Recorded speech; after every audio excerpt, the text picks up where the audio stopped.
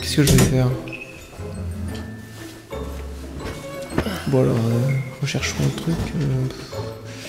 Je sais pas. Actualité film. Ouais, on va essayer. Alors, tournage, qu'est-ce qui se passe en ce moment? Ça on s'en fout, ok. Ouais. Attends, c'est quoi ça? Gremlins. Pareil, mec, il est lancé par la Warner. Sérieux? Attends, j'ai une idée.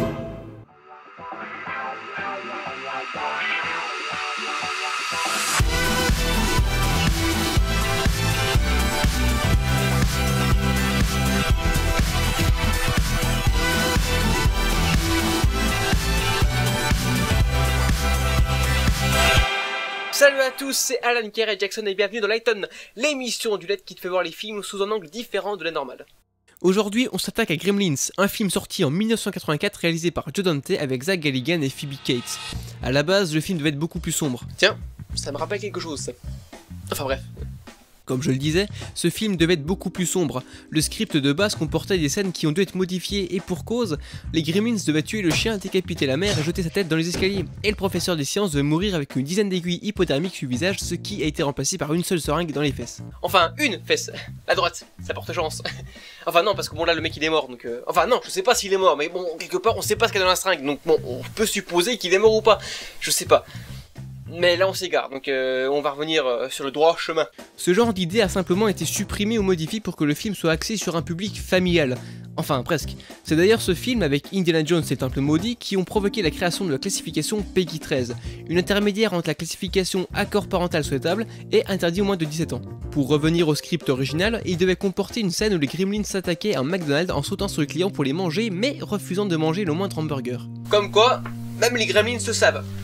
McDonald's, c'est de la merde. Steven Spielberg a failli prendre le grand Tim Burton pour réaliser le film. En effet, Steven avait visionné les créations de ce dernier, mais le problème c'est qu'à ce moment-là, Tim Burton n'avait réalisé aucun long métrage. Du coup, Steven s'est tourné vers un réalisateur avec beaucoup plus d'expérience. D'autres changements du genre ont lieu, comme pour le rôle de Billy qui devait être interprété par Judd Nelson ou Emilio Estevez, ainsi que le rôle de Monsieur Wing qui devait être joué par John Pertwee ou Mako. Bon, vu que quasi personne ne connaît les noms, je mets les photos. Et les noms aussi, parce que ça se peut, je les ai super mal prononcés, donc Alors pour cette fois, c'est exceptionnel parce que je peux vous sortir 2 anecdotes avant même le premier plan du film. Car dans ce long métrage, on peut voir la toute première apparition du logo Amblin Entertainment, une société de production créée par Steven Spielberg entre autres, et c'est d'ailleurs facilement repérable vu que le logo fait largement référence au film E.T. l'extraterrestre. On peut aussi voir la première apparition du logo Warner Bros en version restaurée. Malgré que le film a été charcuté au montage, vous pouvez voir un bon nombre de clins d'œil et de références. Je dis charcuté au montage parce que d'après Joe Dante, le montage original faisait 2h40. Or, le film que nous connaissons aujourd'hui fait 1h46. Ça fait beaucoup, ça fait 1 heure en moins quasiment. Pourquoi tu t'éteins toi ? Bref, on s'en fout, parce que maintenant on va passer aux références et clins d'œil dans le film. Au début du film, un plan montre un panneau publicitaire d'une radio faisant très largement référence à Indiana Jones. Ensuite, quand Billy est en retard au travail, on peut voir que 2 films sont projetés dans le cinéma, A Boy's Life et Watch the Sky. Le premier était le titre original pour E.T. et le second était le titre original pour Rencontre du troisième type. 2 films réalisés par Steven Spielberg. Plus tard, on peut apercevoir un poster enroulé du film La 4ème dimension qui, en version originale, donne Twilight Zone. Et rien à voir avec Twilight. On soit bien d'accord. Aucun rapport. On continue. On peut aussi voir un clin d'œil du film Hurlement. Quand Billy descend à la cuisine pour chercher de la nourriture, on aperçoit un smiley sur la porte du frigo. Celui-ci annonçait la venue du loup-garou dans Hurlement du même réalisateur. Si, je vous jure, c'est ça. Je suis allé vérifier. Et c'est bien un smiley qui annonce l'arrivée des loups-garous. Plus tard, des posters de ce film sont affichés dans le cinéma où les Gremlins regardent Blanche-Neige. D'ailleurs, dans cette scène, on peut voir qu'un Gremlin porte les oreilles de Mickey. Si, juste ici. D'autres références à des films sont présents, comme dans la scène du bar lorsqu'un Gremlins fait la chorégraphie de Flashdance le temps d'un plan. Ça dure pas longtemps, mais c'est quand même une référence. Quand Gérald, le vice-président, commande une vodka martini shaker et non à la cuillère, c'est une référence à James Bond, vu que c'est sa boisson préférée. Dans la scène où le Gremlins débranche une ligne téléphonique, il dit téléphone maison. C'est donc une référence clairement prononcée pour E.T. l'extraterrestre. Encore une. Et c'est pas la seule. D'ailleurs, on peut voir une figurine du personnage quand le Gremlins est caché dans les rayons du magasin. Dans la scène où Stripe s'attaque à Billy avec une tronçonneuse, c'est une référence à Massacre à la tronçonneuse qui d'ailleurs n'était pas prévu dans le script. Cet ajout était décidé par Joe Dante et Zach Galligan. Je vais d'ailleurs garder la meilleure scène du genre pour tout à l'heure, en attendant voici quelques détails qui valent le coup d'être relevés. Madame Deagle, la dame la plus riche de la ville, a donné à ses chats des noms très particuliers, comme Kopek, Dollarbill ou Drachme.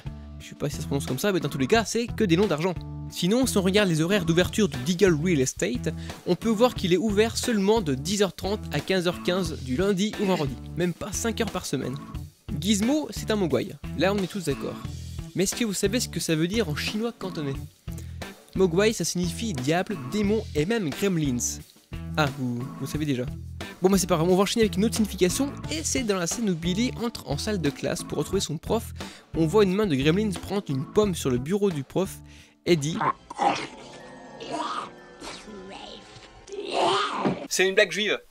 Enfin, une blague que seuls les juifs peuvent comprendre. Parce que ce mot signifie que c'est pas cachère, la pomme. C'est-à-dire que c'est interdit par leur religion de manger ça. Voilà. Est-ce que c'est vrai dans la réalité? Je sais pas. Non, moi j'ai encore le bout de ma bille. Cette blague a été censurée par le Gremlins de la scène en question. Un autre détail, au début du film, on peut voir une voiture avec de la fumée qui sort du capot. Et cette voiture porte le nom de Gremlin AMC. Et si on va encore plus loin dans le clin d'œil, dans la voiture, il y a un capuchon d'essence. Ben, je sais pas comment ça s'appelle en vrai parce que je suis nul en voiture. Mais en tout cas, si on regarde dessus, il y a un logo qui représente un gremlin. Et physiquement, il est pas loin de ceux proches dans le film. C'est pas mal du tout ça. Continuons dans ce genre de détails. Au début du film, sur la porte de Monsieur Wing, il y a écrit quelque chose en chinois, et cela veut dire Dieu et monstre. Dans une autre scène, on peut voir qu'un produit vendu dans un magasin est créé par Dr Dante. C'est donc le réalisateur qui a laissé son nom sur ce produit. Et maintenant on va continuer avec un caméo, et pas n'importe lequel. Dans la scène où Billy est au bar, il parle avec une personne, et cette personne c'est Chuck Jones, un des plus grands créateurs des Looney Tunes. Et maintenant, voici la scène que je vous avais tous promis. Elle se passe lors de la convention des inventeurs et on peut voir beaucoup de caméos, comme Robbie le robot, la machine à remonter le temps, la version de George Pal, qui d'ailleurs disparaît dans le plan d'après. Bon, elle est passée dans le futur ou dans le passé, aucune idée. Et on peut aussi voir le compositeur du film, Jerry Goldsmith, et Steven Spielberg. Et oui, il passe 2 fois dans le plan. Merci à tous d'avoir suivi la vidéo jusqu'à la fin, n'hésitez pas à partager la vidéo, c'est le plus important, à en parler autour de vous, à commenter, à liker, ça y a aucun souci, je répondrai à vos commentaires, ou sinon je suis disponible sur Facebook, Twitter, Instagram, Snapchat, tout ça, je parlerai avec plaisir avec vous. En attendant le prochain numéro, le numéro 3, prenez soin de vous et à la prochaine.